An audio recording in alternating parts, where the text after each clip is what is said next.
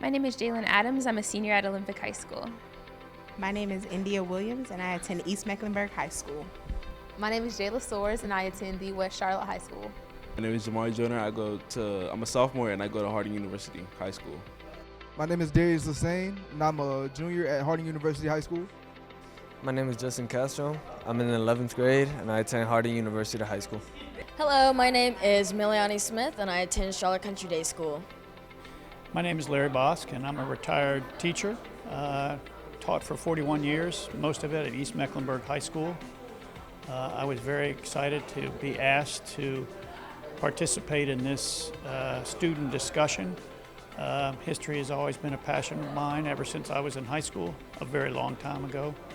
And I'm very excited to be at Levine.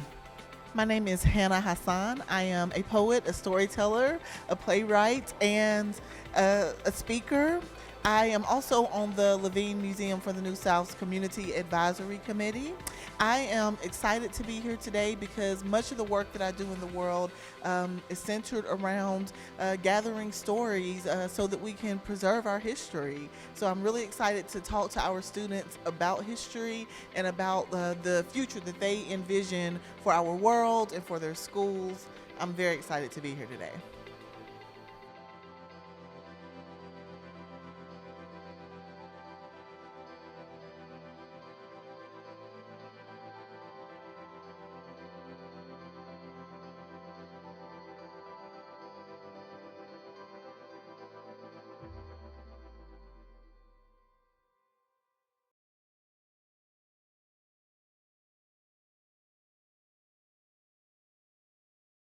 Okay, Larry, we just heard quite a bit from the students. Why don't you take a moment and debrief with us, recap on some of the things that you heard the students saying? Well, I certainly understand their concern about, first of all, sometimes a lack of openness in classes, teachers focusing too much maybe on what's in the textbook or how students did on test scores. But as I said earlier, I was fortunate to be at a school where I was supported for the most part.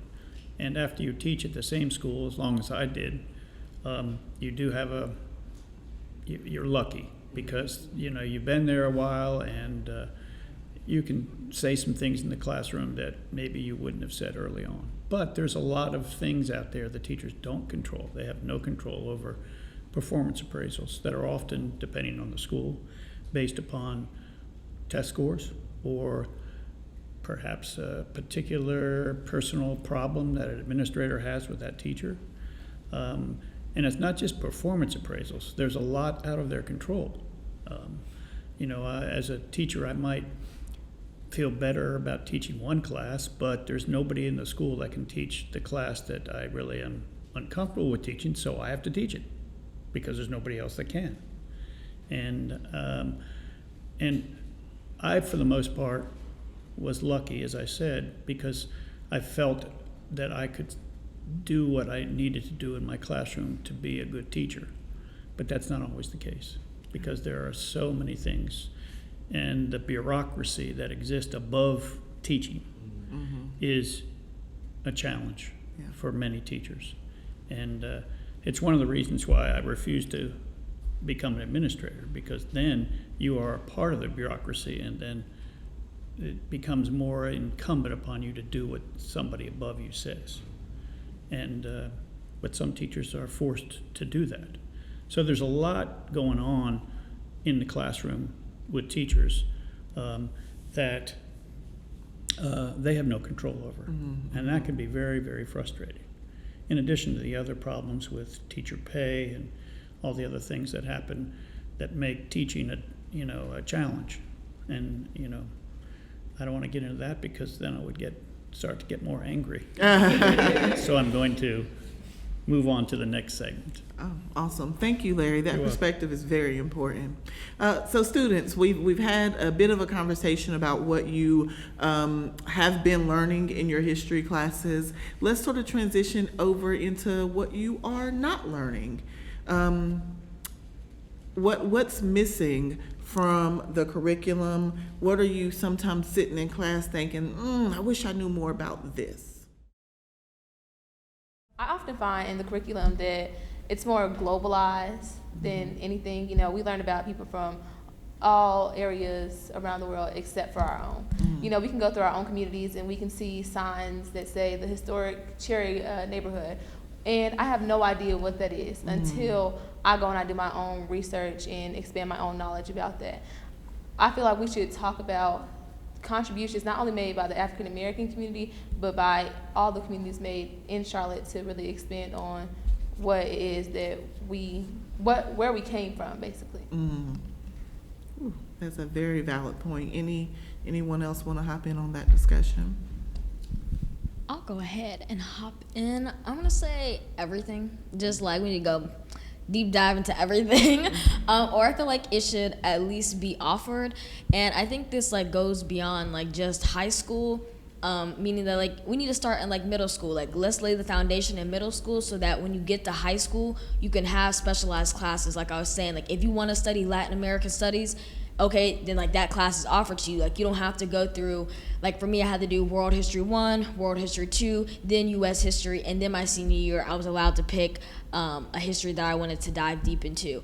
I feel like maybe if we lay the foundation earlier on, then we can have more specialized classes so that people are able to like get a better understanding and really be engaged in the class. I think another thing is when you're learning about history and you're in so many different areas and stuff is moving so fast and you're just like memorizing dates and such, you don't like, sometimes it's hard to stay focused in class. Sometimes you end up procrastinating because you're like, I'm really not interested in this. Like I'm just here for the grade. I'm trying to get the test scores. I'm trying to get into college.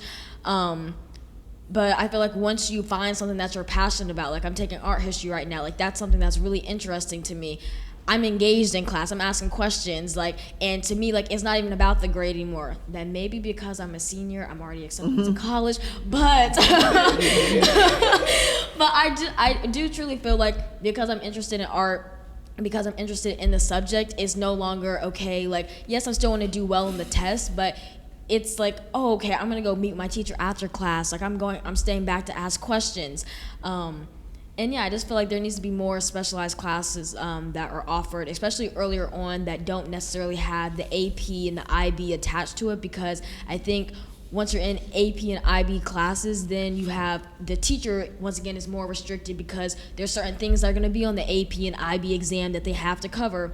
Whereas I remember freshman year, World History 1, World History 2, like we were able to like take our time, you know, like some days, you know, we're more engaged than others. We had lecture days, video days, discussion days, whereas now I'm in my AP classes and it's pretty much like just lectured, like, yeah.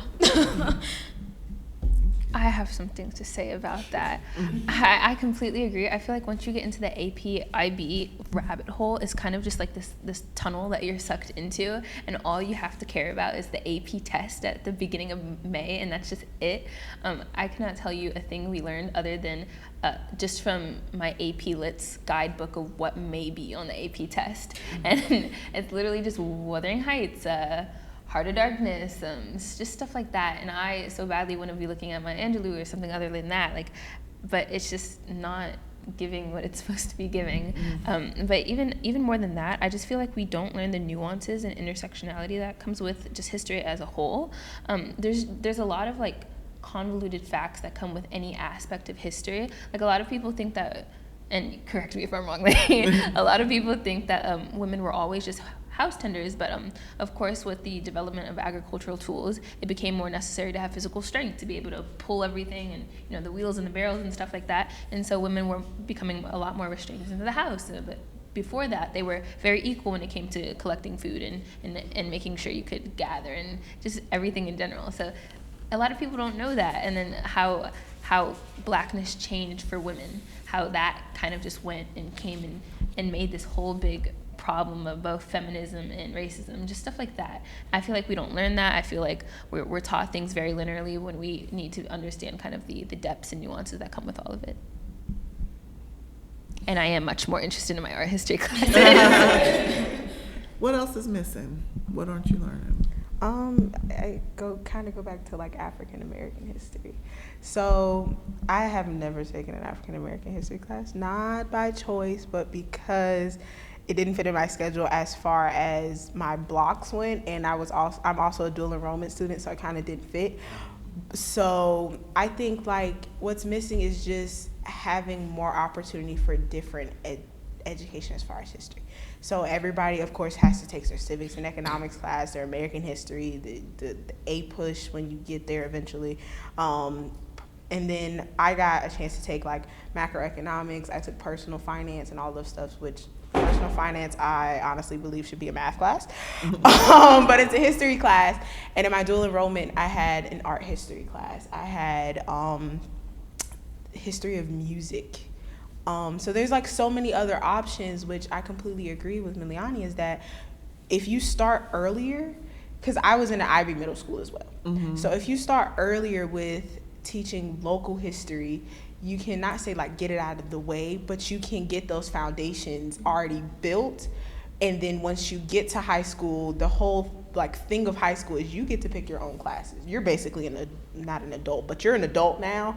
You're grown. You can pick your own classes. And I think with history, there should be, instead of having one particular pathway that pretty much everyone has to follow up until like their junior year, it's you already did this in middle school. So now let you decide, okay, if I want to specialize in African American history or Latin American history or Pacific Islander or Asian American history, then you can do that. But my school only does Latin American and African American history, which honestly I don't feel is great, because yes, they are amazing and you should most definitely learn about their history. I think there should be more options for the Pacific Islander and Asian American history, because they've gone through a lot too. And a lot of it's just like, there's some teachers that just like, there's teachers, you don't have teachers to teach it. So you kind of get stuck and restricted in like, I can only teach 5 classes, so these are the 5 classes that I'm allowed to teach. These are the ones you're gonna have to take. So yeah, I just think we're missing more resources, honestly, to make these changes. Thank you. What else? I hear a lot about some historically excluded groups. Are we seeing that a lot in what you're missing in your history classes? I think my curriculum is definitely just a generalization of a lot of moments that happened in history, and not necessarily specifically identifying the key. It's identifying the key events, but not identifying the reasons behind anything. You know, there's no justification. So I feel like if we can go back in the history curriculum and, like we were saying earlier, like our teachers allow them to give their perspectives, not just the textbooks, and allow them to elaborate on some of the other topics, then we'll be able to retain the information and keep the history going. I would like to say just one thing relating to the personal finance class that you mentioned. Unfortunately, is another example of teachers not having a role in deciding what should be taught in the classroom. That decision was made by the state legislature, and personal finance became a course that had to be taught, that everyone had to take. And they've done this multiple times. When I first got to East Meck, I know this is, for me, hard to believe, but the state legislature decided that every single student must take applied economics course. And that was my first year at East, and that they didn't exempt seniors. So everybody in the school had to take applied economics. And it was crazy. I can tell you right now, it was absolutely crazy. And with this personal finance class, what that means is there's one less history class. So again, it's frustrating from my perspective, even as a retired teacher, and I'm sure it's very frustrating for teachers in the classroom who are wanting to teach something and then having to teach something else. You know, that's not history. Yeah. We're gonna. Okay. I was also gonna bring up, I think we've been covering a lot about, like, you know, a lot of times when we think of history, we're thinking like, you know, ancient years, like 100 years ago, thousands of years ago.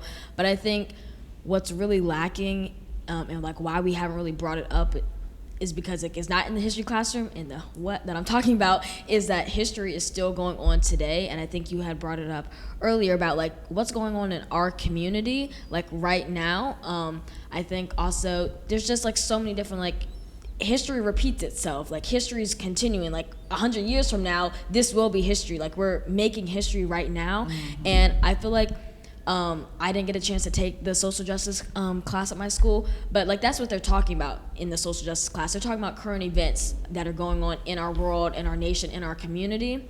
But obviously, you know, creating a whole new social justice curriculum at every school isn't possible. But I think simply having 5 to 10 minutes at the beginning of classes, especially a history class, to talk about what's going on in the news would be, I feel like that's like such an easy change that would have such a large impact on everyone's perspective, especially going into the lessons, and just, you know, maybe perhaps make people in the class more comfortable, maybe make them more engaged by just talking about things that are happening right now and putting things into perspective. I agree. I also feel like it distances us from history a lot. It's really easy for us to be like, oh, well, that was 300, 200, 400 years ago. It's not happening now, when we don't talk about history in terms of what's happening in our modern times. And I think it's really impossible to do that because everything that happened in history is still influencing us today. Most famously, of course, the 13th Amendment abolished slavery, but of course it did not do that if you were a part of the incarceration system. So of course there's always a conversation about the school to prison pipeline, mass incarceration, stop and search policies, and how that's affecting Black and poor communities.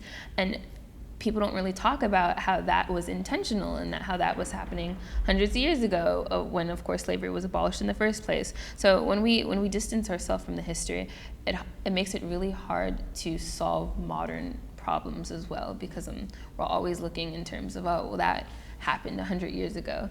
Like, of course, we talk about the First Amendment, we talk about freedom of speech.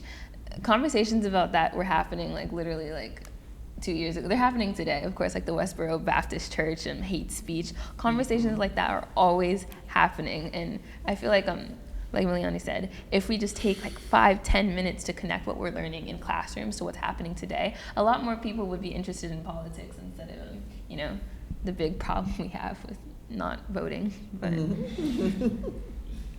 Well, we've talked a lot about what's not there.